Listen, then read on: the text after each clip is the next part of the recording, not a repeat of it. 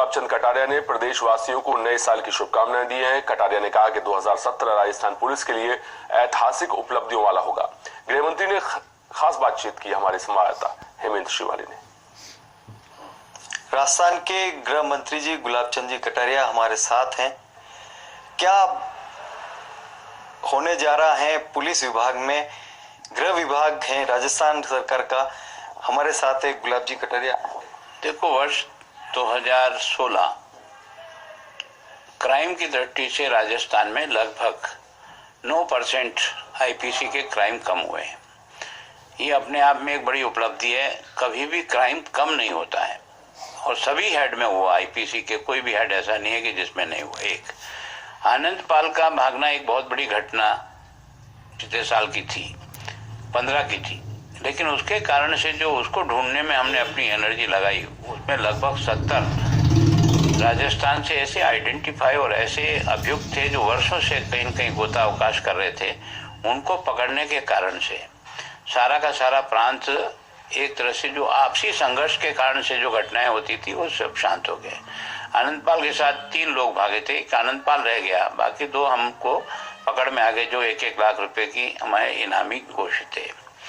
दूसरा यह कि पहली बार हमने थाने का, डीवाईएसपी का, एसपी की रैंकिंग सिस्टम शुरू की, जिसके कारण से भी हमारा क्राइम का ग्राफ जो है घटा है। और हमारे इस प्रोजेक्ट को केंद्रीय गृह मंत्री जी ने भी इसकी प्रशंसा भी की और सारे देश में इसको लागू करने का प्रयास किया।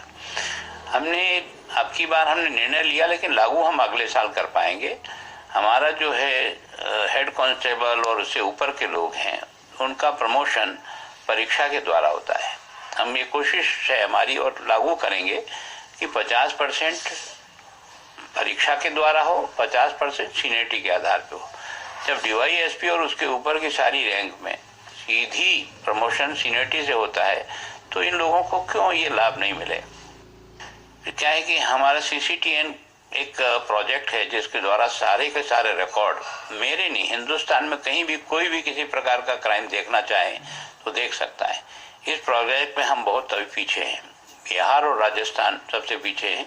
मैं कोशिश कर रहा हूं कि मार्च तक इस बारे में भी मैं अपने प्रदेश के इस प्रोजेक्ट को आगे बढ़ाऊंगा, जिससे हर चीज ऑनलाइन कोई भी कहीं भी और डेटा देख सकता है। केंद्र सरकार देखना चाहे तो, आप देखना चाहे तो, सामान्य व्यक्ति भी कोई देखना चाहे।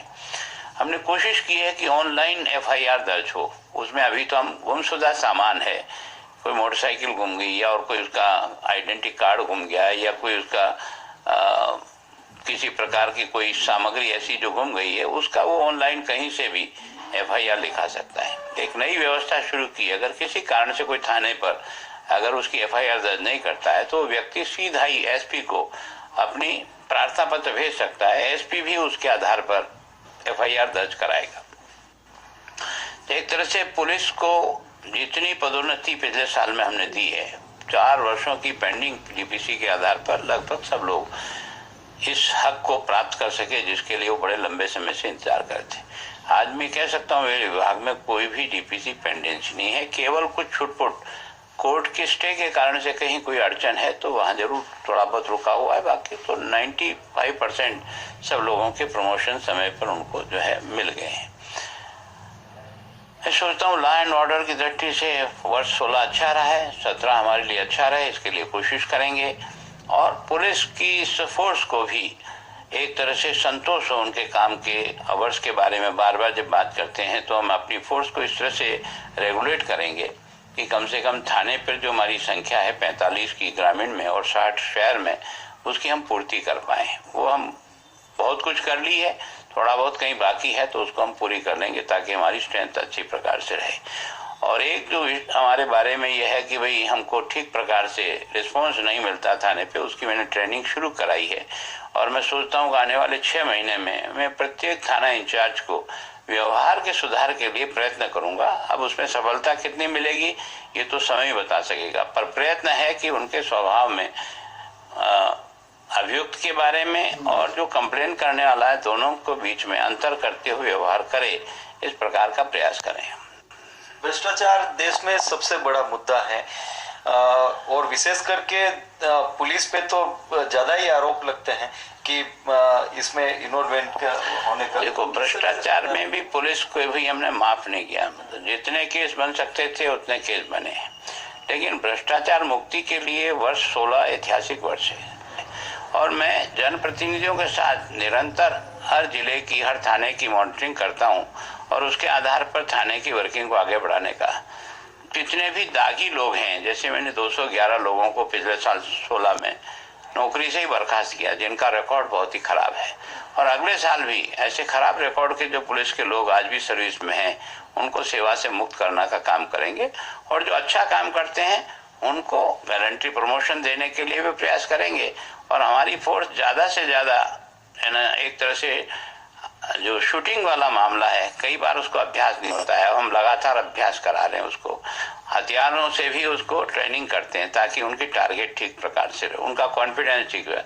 स्वास्थ्य की दृष्टि से हम निरंतर उनके पीछे लगे हुए हैं। हमारे जो इन सर्विस ट्रेनिंग है वो बराबर परफेक्टली हो, और है ना, एक तरह से राजस्थान में जो हमारी पुलिस ट्रेनिंग है, आरपी है जयपुर का, वो हिंदुस्तान उत्तर भारत में नंबर 1 पर आया है ट्रेनिंग की दृष्टि से, तो हमने वो भी एक बड़ी उपलब्धि पाई है। हमारी एक साधारण सी एएसआई है, वो वर्ल्ड ओलंपिक में गई है ना, 20 किलोमीटर पैदल चलने के बारे में। यद्यपि वो वहाँ क्वालिफाई नहीं कर पाई, आगे नहीं बढ़ पाई, लेकिन एंट्री मिल गई उसको, तो ये भी बड़ी बात है। तो हम कोशिश कर रहे हैं जो अच्छे खिलाड़ी हैं वो हमारे यहाँ सीधी भर्ती में आ सकते हैं। जितने मृतक राज्य कर्मचारियों के बच्चे हैं उन सबको नौकरी पे लगाने का प्रयास किया है। तो मैं सोचता हूँ कि संतोषप्रद वर्ष है और अगला वर्ष इससे और भी अच्छा करने का प्रयास करें। साल के